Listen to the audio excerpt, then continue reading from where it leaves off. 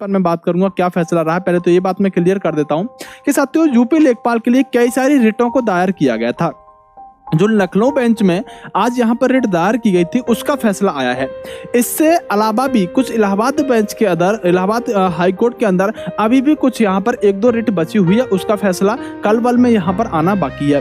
लेकिन आज जो फैसला होना था ये अहम फैसला रहने वाला था और आज जो फैसला आया है कोर्ट का वो साथियों यहाँ पर फिर से एक नई डेट दे दी गई है और नई डेट जानकर आप चौंकिएगा मत, 12 जुलाई नई डेट दे दी गई है। क्योंकि आप इस चीज को कहां से अपडेट हो रहे हैं सर, इस चीज को आप कोर्ट का केस नंबर अगर डालेंगे तो उसको जाकर आप वेबसाइट से देख सकते हैं और जो डेट दी गई है वो 12 जुलाई दी गई है।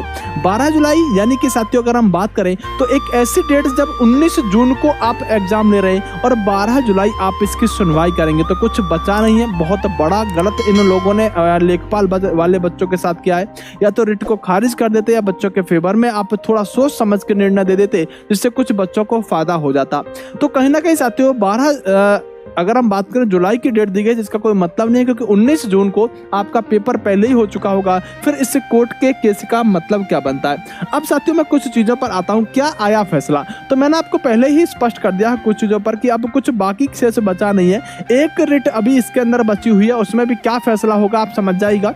अगर आप समझदार हैं और आप उसे जेन्युइन रिव्यू चाहते हैं कि सर सच से बताओ, गुमराह करने की कोशिश मत करो, आप कहोगे तब भी गुमराह नहीं करूंगा और मैं सच ही आपको बताने की कोशिश करूंगा कि साथियों जो लेखपाल वाले बच्चे वंचित हो चुके हैं, सच्चाई है लेकिन कड़वी होगी, हो सकता है कि इस पर आप कुछ भी मुझसे बोलिएगा, कोई फर्क नहीं पड़ता।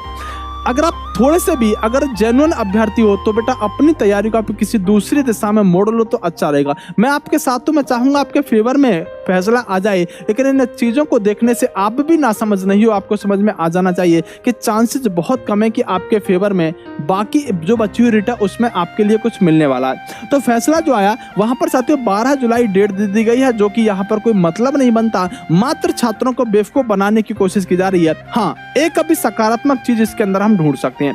वो सकारात्मक चीज ये हो सकती है साथियों कि जो आपका हम बात करें 19 जून को एग्जाम दिया गया है, जो आपके 19 जून को एग्जाम दिया गया है, जैसा कि खबर अभी मैंने बात करी थी, मिली मुझे अंदर से, पता चला कि बहुत कम संभावना है कि 19 जून को एग्जाम हो पाए। तो एक सकारात्मक चीज ये हो सकती है कि अगर ये एग्जाम आपका 1 महीने के आसपास आगे बढ़ा तब तो इस 12 जुलाई की डेट का आपको फायदा मिल सकता है।